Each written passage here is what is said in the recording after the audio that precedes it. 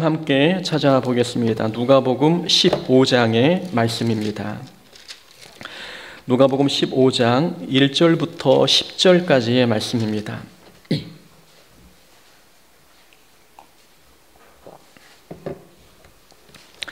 누가복음 15장 1절부터 10절까지의 말씀입니다. 우리 한 절씩 교독하겠습니다. 모든 세리와 죄인들이 말씀을 들으러 가까이 나아오니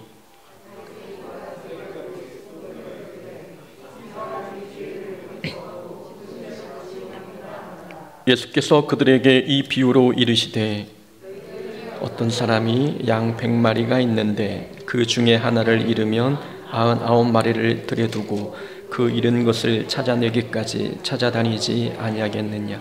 또 찾아낸즉 즐거워 어깨에 메고 나와 함께 즐기자. 나의 잃은 양을 찾아내었노라 하니라.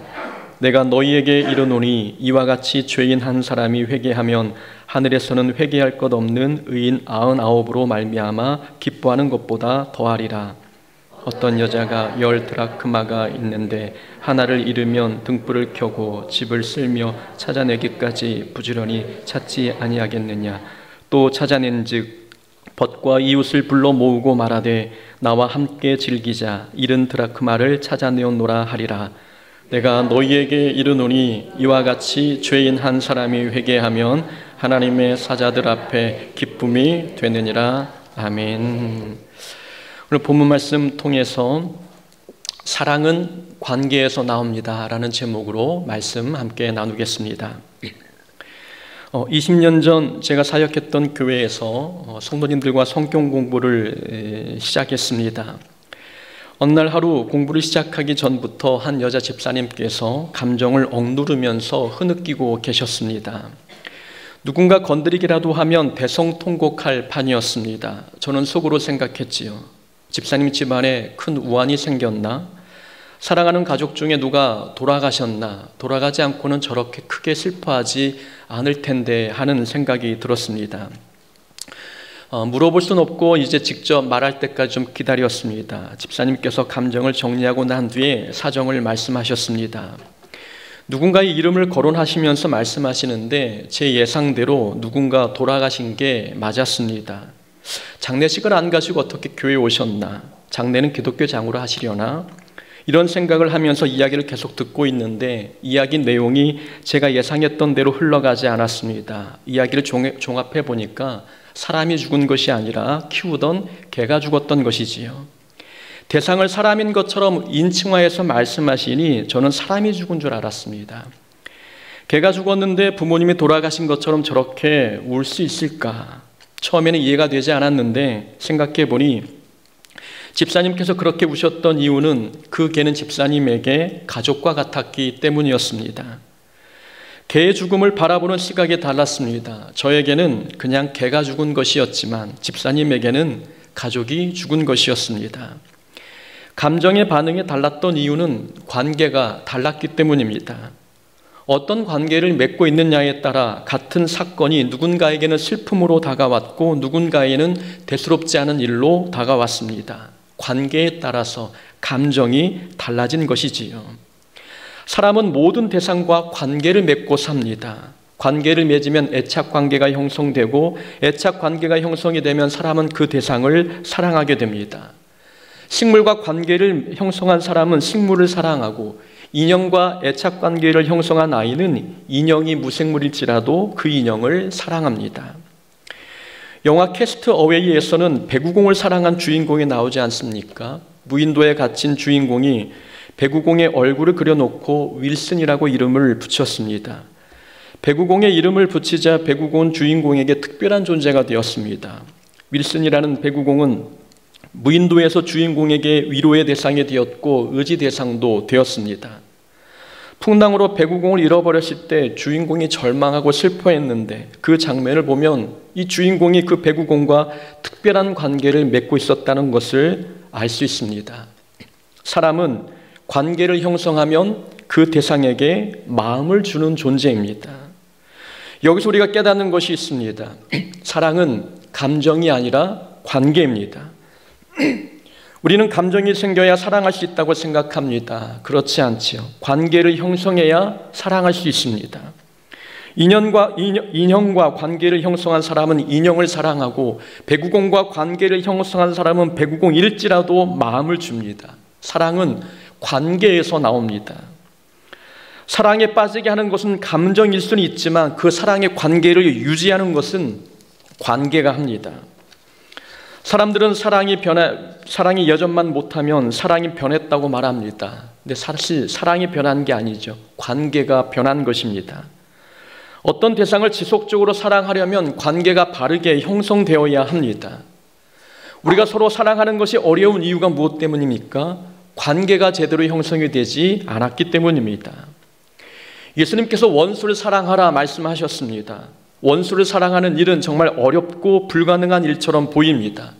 하지만 원수를 사랑할 방법이 딱 하나 있습니다. 그 원수와 새로운 관계를 맺는 것입니다. 이전에는 원수였다면 이제는 형제 자매로 새롭게 관계를 맺으면 사랑이 가능해집니다. 관계가 달라져야 원수도 사랑할 수 있게 되는 법입니다. 예수님께서 십자가에 달리셨을 때 십자가 앞에 예수님의 제자 요한과 예수님의 육신의 어머니 마리아가 서 있었습니다. 그 두 사람을 향해서 예수님께서 말씀하셨지요.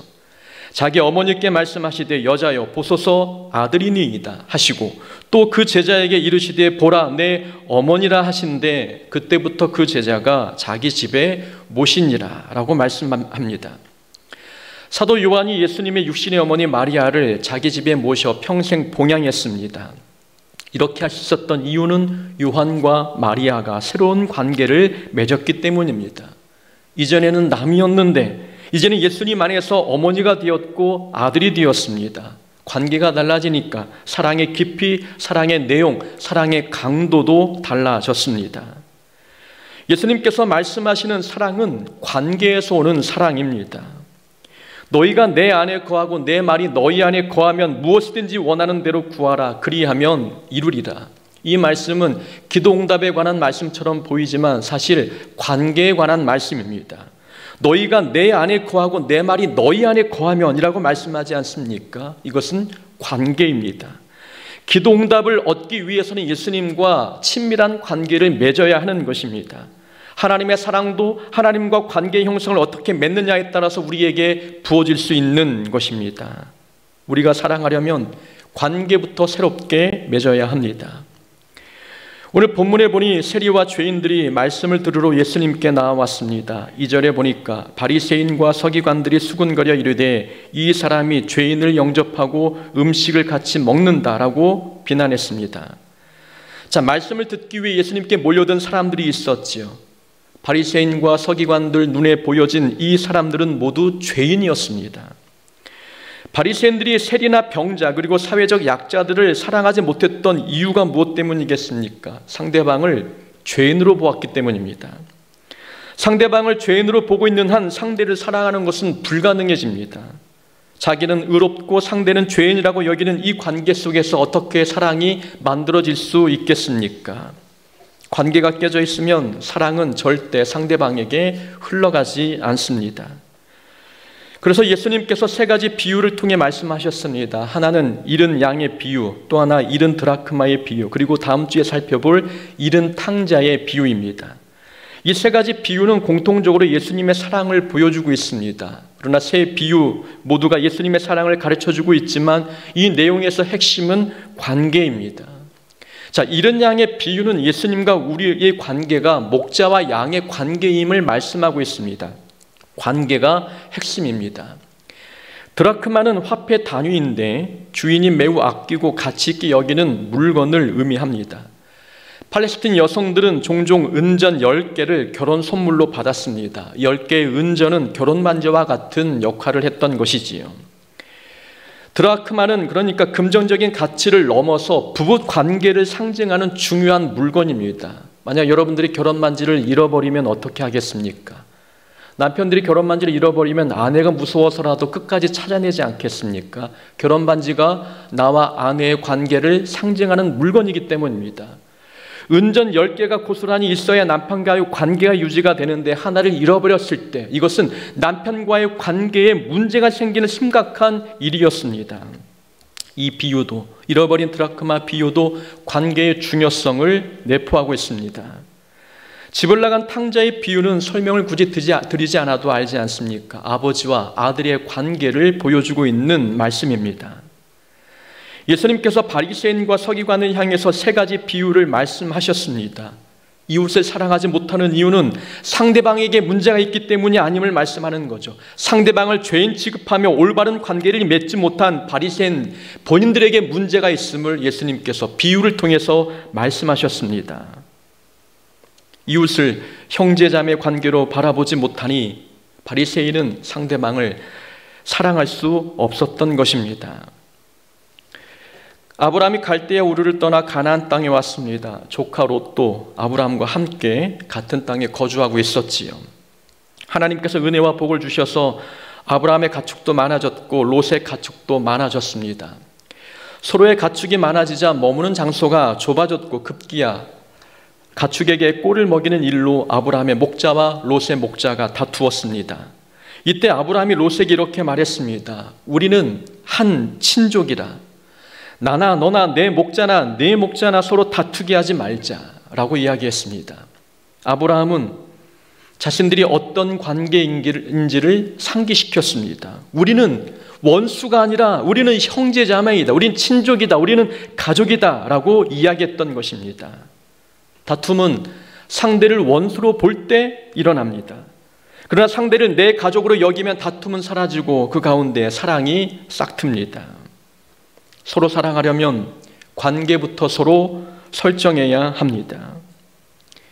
우리는 어떤 관계입니까? 공서복교에 속한 우리 모든 성도님들 하나님 안에서 한 가족으로 느끼고 계십니까?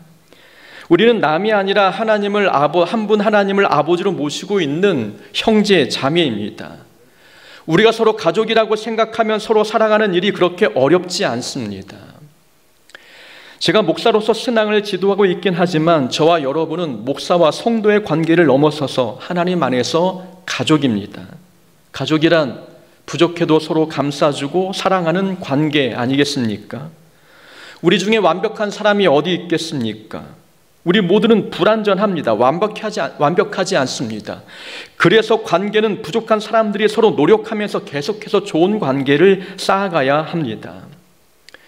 우리는 완벽한 사람을 만나야 좋은 관계를 이룰 수 있다 생각합니다. 그러나 모든 관계에는 부족한 사람이 만난 것이니 서로의 노력이 필요합니다. 내가 만난 사람과 어떻게 관계를 쌓느냐에 따라 사랑이 흘러가기도 하고 상대방에게 미움이 흘러가기도 합니다. 사랑은 관계에서 나옵니다. 사랑이 관계에 달려있다는 말은 다른 말로 말하면 사랑은 의지에 달려있다라는 말과도 같습니다. 관계는 우리의 의지와 결심에 따라 달라질 수 있습니다. 내가 좋은 관계를 맺기로 결심하면 상대방과 좋은 관계가 될 수 있고 내가 상대와 원수가 되기로 결심하면 또 그런 관계가 됩니다. 관계는 우리의 결심, 우리의 마음, 우리 의지에 달려 있습니다. 우리 의지에 따라 관계가 결정이 된다면 사랑은 우리 의지에 달린 것이나 다름이 없습니다. 사랑은 관계에서 나오고 관계는 우리 의지에 달려 있는 것이니 사랑은 의지입니다. 그래서 예수님께서 사랑을 명령하셨습니다. 새 계명을 너희에게 주노니 서로 사랑하라. 내가 너희를 사랑한 것 같이 너희도 서로 사랑하라 명령하셨습니다. 사랑을 명령한다 한들 어떤 사랑이 갑자기 생기겠습니까? 사랑이 명령한다고 우리는 이해할 수 없는 부분이지만 예수님께서는 사랑을 명령하신 이유가 분명했습니다. 우리가 의지만 있으면 사랑하는 일이 서로 가능하기 때문입니다. 사랑이라는 명령, 이 명령에도 충분히 순종할 수 있는 이유는 사랑은 우리 의지 영역에 속한 것이기 때문입니다. 사랑하기로 결심하면 사랑이 가능합니다. 의지만 있으면 서로 사랑의 관계를 맺는 것은 어렵지 않기 때문인 것이지요. 가인이 아벨을 죽인 이유가 무엇 때문입니까? 가인은 아벨을 동생으로 보지 않았습니다. 원수로 보았습니다. 아벨과 원수 관계를 맺은 주체는 다른 사람이 아니라 가인 본인이었습니다. 내 동생이었지만 동생을 원수 관계로 자기 의지와 자기 결심으로 그런 원수 관계로 맺었던 것입니다. 그 관계가 자기 의지에 달려 있으니 의지에 따라서 원수 관계 맺으니 사랑이 아벨에게 동생에게 흘러가지 않았습니다. 사울 왕이 자신의 사위 다윗을 죽이려 했던 이유도 다윗을 원수로 보았기 때문입니다. 다윗과 원수 관계를 맺기로 결정한 사람도 사울 자신입니다. 다른 사람이 시켜서가 아니라 자신이 의지를 가지고 다윗과 원수 관계를 맺었기에 다윗을 죽이려 했습니다. 우리가 서로 어떤 관계를 맺고 있는가는 우리 의지에 달려 있습니다. 우리가 서로를 자신의 형제 자매로 여기겠다고 의지적으로 결단하면 상대방에게 사랑이 흘러갑니다. 사랑은 관계에서 나오고 사랑의 관계는 우리 의지에 달려 있습니다. 예수님께서는 오늘 본문 비유 말씀을 통해서 관계의 중요성을 말씀하셨습니다. 그렇다면 예수님께서 우리에게 원하시는 사랑은 어떤 종류의 사랑일까요? 잃은 양의 비유와 잃은 드라크마 비유를 통해서 예수님의 사랑의 특징을 함께 살펴보고자 합니다. 우선 첫 번째, 하나님의 사랑은 평범한 일상에서 발견할 수 있습니다. 하나님의 사랑은 평범한 일상에서 충분히 발견할 수 있다는 말씀을 본문을 통해 깨닫습니다. 예수님께서 사랑의 관계를 가르치시기 위해서 잃은 양의 비유와 잃은 드라크마 비유를 사용하셨습니다. 이 비유는 당시 유대인들의 일상적인 삶과 관련이 있는 내용이었습니다. 유목민이 많은 유대인의 삶, 그리고 팔레스틴 지역의 여성의 삶을 비유 삼아 예수님의 사랑을 말씀해 주셨습니다.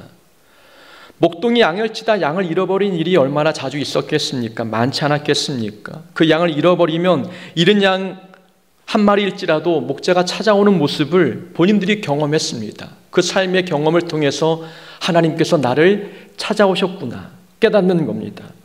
드라크마를 잃으면 그것도 찾을 때까지 찾지 않았겠습니까? 우리를 향한 하나님의 사랑도 이와 같겠다. 삶의 경험을 통해서 깨닫는 것입니다. 예수님은 하나님의 사랑을 일상에서 벌어지는 사건을 도구 삼아 우리에게 설명하셨습니다. 예수님의 사랑은 일상적인 삶에서 발견할 수 있다는 뜻입니다. 자신이 일하는 일터에서, 교회에서, 가정에서, 친구와의 만남 속에서 하나님의 사랑을 발견할 수 있습니다. 하나님의 사랑은 특별한 사역 현장이나 아프리카 오지의 선교 현장에서만 경험할 수 있는 것이 아닙니다.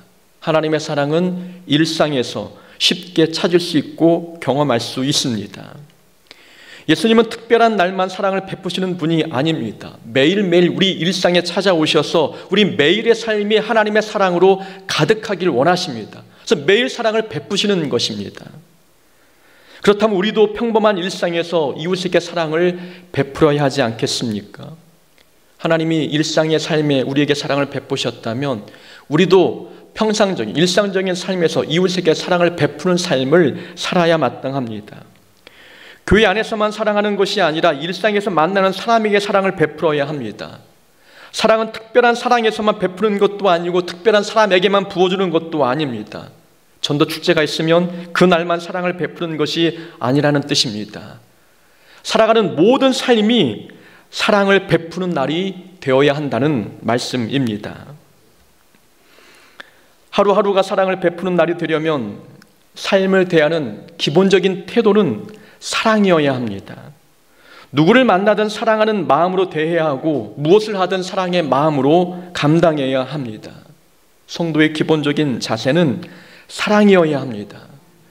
다시 말하면 우리 자체가 사랑이 되어야 한다는 뜻입니다. 하나님은 사랑이시다라는 말씀처럼 우리 자신이 사랑이 될 때 우리가 하는 행동이 사랑의 행동이 되고 입에서 나오는 모든 말이 사랑의 말이 되는 것입니다. 착한 행동을 하는 것과 착한 사람이 되는 것, 이것은 분명 다릅니다. 성경은 우리에게 착한 행실을 하라라고 말씀하는 것이 아니라 착한 사람이 되라고 말씀합니다. 착한 사람이 돼야 착한 행동을 할 수 있기 때문 아니겠습니까? 그러면 사랑의 행동을 보여주기 위해서는 우리 자체가 사랑의 사람이 되어야 되는 것입니다.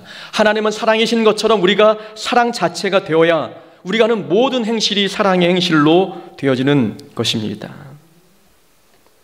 하나님의 사랑은 일상에서 쉽게 발견할 수 있는 사랑입니다. 하나님의 사랑을 일상에서 발견할 수 있도록 하기 위해서 우리가 통로가 되어야 합니다. 그러기 위해서 우리는 하나님의 사랑을 이웃들에게 전달해주는 통로가 되어서 우리의 삶도, 일상의 삶도 매일매일 하나님의 사랑을 전하는 삶이 되어야 될 줄로 믿습니다. 두 번째 하나님의 사랑은 계산적이지 않습니다. 목자는 한 마리의 잃은 양을 찾아 나섰습니다. 99마리의 양을 들에 두고 말입니다. 잃은 양 하나를 찾아와서는 친구와 이웃을 불러 잔치를 벌였습니다. 한 드라크마 잃은 여인도 마찬가지 같은 행동을 했지요. 한 드라크마는 하루 품삯 정도의 값어치였습니다. 큰 돈이 아니었습니다. 한 드라크마를 찾은 여인은 친구와 이웃을 불러 잔치를 벌였습니다. 어찌 보면 목동이나 여인은 손해보는 장사를 했습니다. 양 한 마리와 드라크마 하나를 찾는 데 들인 시간, 또 에너지, 잔치에 들어간 비용, 이 모두 계산하면 남는 장사는 아닌 것 같습니다. 이 본문은 우리를 사랑하시는 하나님의 사랑이 어떤 성격인지를 가르쳐주고 있는 것입니다. 하나님의 사랑은 계산적인 사랑이 아님을 우리에게 교훈해주고 있습니다. 하나님께서는 손해볼 것 같으면 사랑을 거두어 가시고 유리할 것 같으면 사랑을 베푸시는 그런 분이 아니십니다. 하나님은 우리를 대하실 때 경제 원리로 대하는 분이 아니라 사랑의 원리로 대하십니다. 무조건적인 사랑을 베푸시면서 손해를 보아도 하나님은 우리를 사랑하시는 분이십니다. 하나님은 우리를 구원하시기 위해서 예수님을 십자가에 못 박으셨습니다. 우리가 독생자 예수님보다 더 가치 있는 존재입니까? 그렇지 않지 않습니까? 그런데도 우리를 위해 예수님 십자가에 죽게 하셨습니다. 이런 하나님의 사랑을 어찌 경제의 원리로 설명할 수 있겠습니까? 하나님의 사랑은 이해타산적이거나 계산적인 사랑이 아닙니다. 우리를 하나님의 자녀로 삼으시기 위해서라면 어떤 손해도 감수하시는 사랑이 하나님께서 보여주신 사랑입니다. 이웃을 향한 우리의 사랑도 이런 하나님의 사랑을 닮아야 합니다. 계산적이지 말아야 하고 유불리를 따지지 말아야 합니다. 사람을 경제의 원리로 대하기보다도 사랑의 원리로 대하는 자가 되어야 합니다. 예수님께서 말씀하시기를 사람을 대접하려거든 갚을 능력이 없는 자들을 대접하라 라고 말씀하지 않으셨습니까? 이익을 따지지 말고 손해 계산하지 말고 베풀 수 있는 한 사랑을 베풀어라 라는 하나님의 말씀이었던 것입니다. 사람의 관계는 계산적인 관계가 아니라 사랑의 관계를 맺어야 하고 경제 원리가 아닌 사랑의 원리로 사람과의 관계를 맺는 자가 되어야 합니다. 같이 운동하는 모임에서 한 목사님이 겪은 이야기를 들려주셨습니다. 목사님이 장로님 한 분께 어린이 부서 설교를 부탁했습니다. 그랬더니 장로님께서 교육전도사님을 가리키면서 한 주에 10만 원짜리가 있는데 왜 내가 설교해야 합니까? 라고 말씀하셨습니다. 교육전도사님의 사례비를 계산해 보니까 일주일에 10만 원 정도였던 모양입니다. 전도사님이 주일날만 와서 설교 20분 하고 10만 원을 벌어간다고 생각하셨던 것 같습니다. 그게 아까운 거지요. 장로님이 설교하시면 전도사님은 그 주 일도 하지 않고 사례비를 받아간다고 여기셨습니다. 그래서 전도사님, 그것도 목사 후보생 아니겠습니까? 목사 후보생을 가리키면서 10만 원짜리가 있는데 왜 제가 합니까? 라고 말씀하셨습니다. 사람을 경제 원리로 대하는 모습 아니겠습니까? 하나님의 사랑은 계산하지 않는 사랑인데 우리는 머리로 계산하면서 무엇이 이득이고 무엇이 불리한지 그렇게 사람들을 대하고 있지는 않습니까? 하나님의 사랑은 계산적이지 않다라는 이 말씀은 물리적인 손해만을 감수하라는 뜻이 아닙니다. 심리적인 손해, 정서적인 손해도 감내하라는 뜻이 담겨 있습니다. 길을 잃은 양과 드라크마의 공통점이 하나 있습니다. 양이나 드라크마는 자기 힘으로 주인을 찾지 못한다는 점입니다.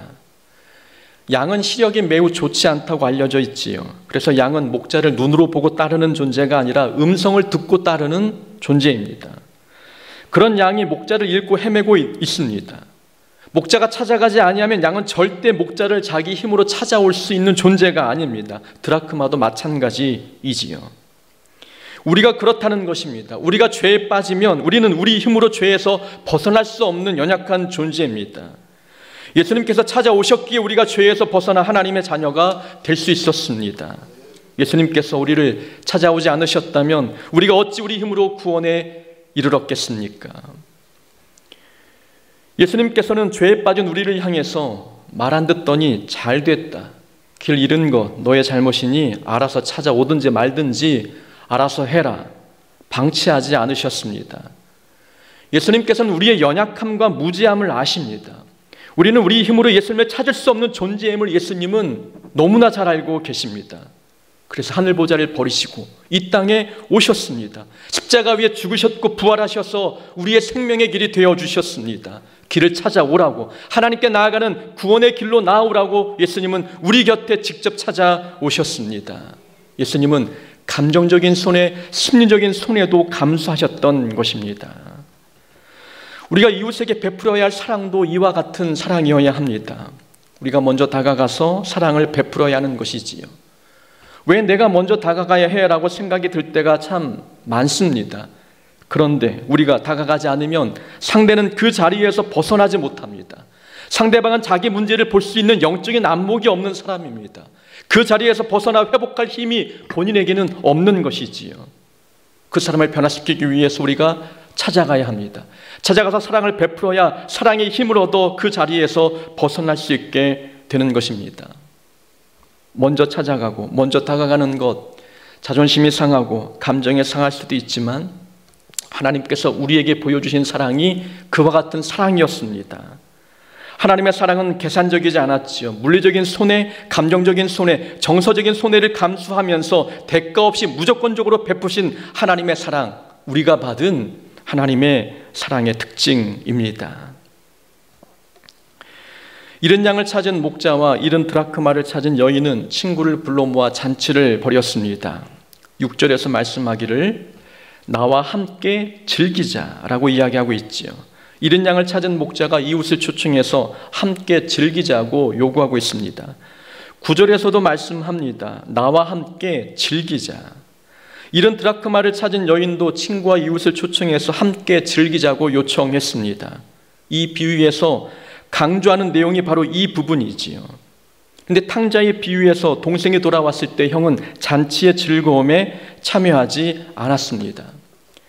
예수님은 바리새인과 서기관들의 문제를 지적하시는 것입니다. 1절에서 세리와 죄인들이 예수님을 따라왔지요. 예수님은 그 자체가 기쁘셨습니다.